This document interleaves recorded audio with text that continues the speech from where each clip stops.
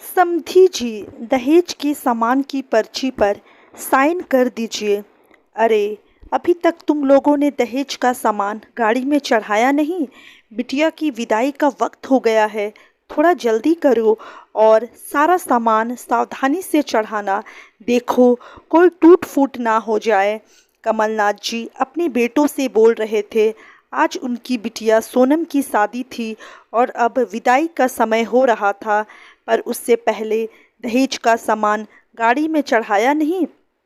बिटिया की विदाई का वक्त हो गया है, थोड़ा जल्दी करो और सारा सामान सावधानी से चढ़ाना। देखो, कोई टूट फूट ना हो जाए। कमलनाथ जी अपने बेटों से बोल रहे थे। आज उनकी बिटिया सोनम की शादी थी और अब विदाई का समय हो रहा था, पर उससे पहले दहेज का सामान गाड़ी में चढ़ाना था, तो अपनी बेटी को निर्देश भी दे रहे थे। इतने में कमलनाथ जी के जीजा जी उनके पास आए और बोले, अरे कमलनाथ, अभी ये यहाँ क्या कर रहा है? बेटी की विदाई का वक्त हो गया है और तुम यहाँ खड़े हो। बस जीजा जी, मैं अभी आया। दहेज का सामान गाड़ी में चढ़ाना है, सोचा बच्चों को समझा दूँ। अरे, बच्चे सब कर लेंगे, अब तुम चलो।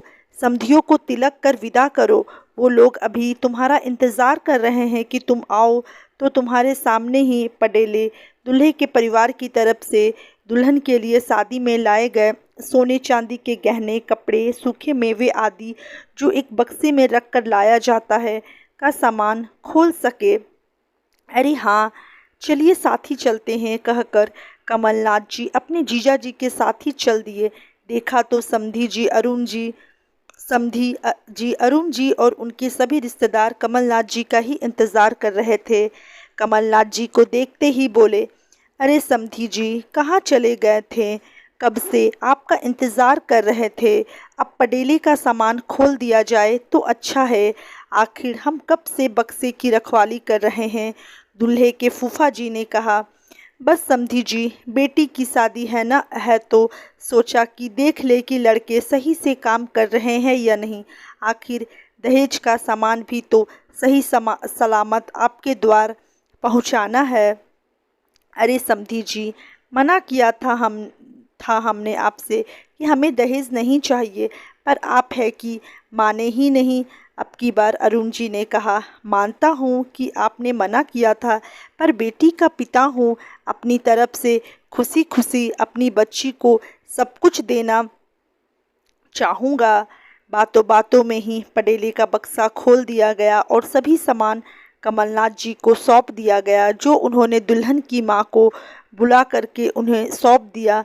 उसके बाद आई कन्यादान और दहेज की बात। कमलनाथ जी ने कन्यादान में आए हुए गहनों की एक पर्ची, साथ ही साथ उन्होंने क्या क्या गहने चढ़ाए हैं और दहेज में क्या क्या सामान दिया है, उसकी पर्ची बनाकर अरुण जी को सौंप दी। साथ ही साथ गहने और नगद भी अरुण जी को सौंप दिए।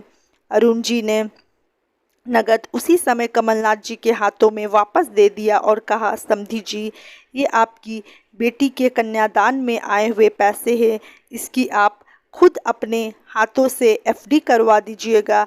आपकी बच्ची के पैसे हैं, उसी के काम आएंगे और आपकी तरफ से उसके लिए आशीर्वाद भी हो जाएगा।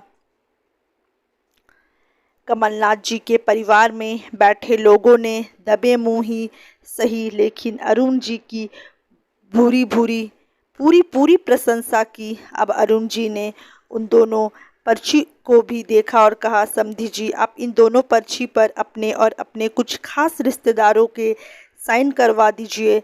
हम भी इन पर साइन कर देते हैं और इसकी एक फ़ोटो कॉपी करवा लीजिए, ओरिजिनल आपके पास रखिए और कॉपी हमें दे दीजिए। सुनकर रिश्तेदारों में कानाफूसी शुरू हो गई।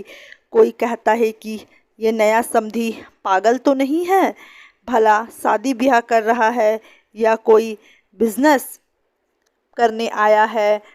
तो कोई कहता है कि रिश्ते तो प्यार और विश्वास पर टिके होते हैं, इन लोगों को तो अभी से ही बिल्कुल विश्वास नहीं है। कुछ लोगों ने तो यहाँ तक कह दिया कि हे भगवान, सोनम की ज़िंदगी तो बर्बादी बर्बादी तो नहीं हो गई? ऐसे घर में ब्याह कर जा रही है, भला ऐसा कभी हुआ है क्या? आज तक हमने तो हमारे जीते जी ऐसा नहीं सुना। जितने मुंह उतनी बातें सुनकर कमलनाथ जी का भी दिल बैठा जा रहा था। हालांकि वो कानाफूसी की आवाज़ें अरुण जी के कानों में भी पहुंच रही थी, पर कमल जी का उतरा हुआ चेहरा देखकर वो उनके पास आए और उनके कंधे पर हाथ रखकर कहा, देखिए कमलनाथ जी, आप घबराइए मत। दूध के जले तो छाछ भी फूंक फूंक कर पीते हैं। हमने आपसे कभी कोई बात नहीं छुपाई। आप हमारे घर की हर बात जानते हैं। आप यह भी जानते हैं कि मेरे बड़े बेटे के साथ क्या हुआ था और मेरी बड़ी बहू ने हम पर क्या क्या इल्ज़ाम लगाए थे। माना कि रिश्ते विश्वास की नींव पर टिके होते हैं, लेकिन जब धाराशायी होते हैं ना, तो इज्जत के साथ दिल और दिमाग के भी चिथड़े कर देते हैं। और जो इल्ज़ामों के ऊपर इल्ज़ाम लगते हैं वो हर कोई उन्हें बर्दाश्त नहीं कर पाता है। मैं बहुत खुशकिस्मत हूँ कि मेरा परिवार इससे उभर पाया है, और उसमें सबसे बड़ा सपोर्ट आपने खुद किया था। आप ही तो वकील थे मेरे बेटे के, और ये सजेशन आप ही ने दिया था मुझे जब मैं पहली बार आपके पास अपने बेटे का केस लेकर आया था। याद है आपको? सुनकर कमलनाथ जी मुस्कुरा दिए और उन्हें याद आया वो दिन जब अरुण जी अपने बड़े बेटे संजय का केस लेकर उनके पास आए थे।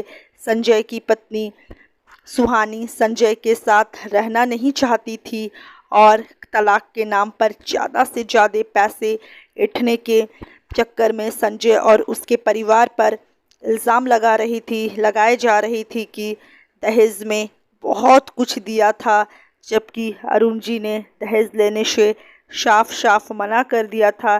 शादी कोरोना काल में हुई थी, इस कारण से वीडियो भी नहीं बन पाया था। दुख तो इस बात का था कि सुहानी के माता पिता भी उसका पूरा साथ दे रहे थे। कभी कहते कि हमने खूब सारे गहने, सोने के गहने चढ़ाए थे, सब कुछ इनके सास ससुर ने रख लिए हैं। तो कभी कहते कि हमने कार के लिए पैसा दिया था। आए दिन इल्ज़ाम लगने से अरुण जी और उनके परिवार वाले बहुत परेशान हो चुके थे। अरुण जी की पत्नी तो काफ़ी दिनों तक बीमार भी रही थी। कमलनाथ जी वकील थे तो उनका केस कमलनाथ जी ने ही देखा था। वकील होने के नाते इतना तो उन्हें समझ आ ही गया था कि अरुण जी झूठ नहीं बोल रहे हैं और काफ़ी सिद्धांतवादी भी है। वो तो सुहानी के रिश्तेदारों ने ही उसके खिलाफ गवाही दे दी। इस कारण से केस सस्ते में निपट गया। उसी दौरान वे अरुण जी के छोटे बेटे सुनय से मिले और उन्हें अपनी सोनम के लिए सुनय पसंद आ गया। खैर, यह सब बात याद आने के बाद उन्होंने पर्ची लेकर उस पर साइन कर दिए। सब लोग हैरानी से कमलनाथ जी की तरफ देख रहे थे, जो अपने नए समधी का समर्थन कर रहे थे, पर किसी ने कुछ भी नहीं कहा।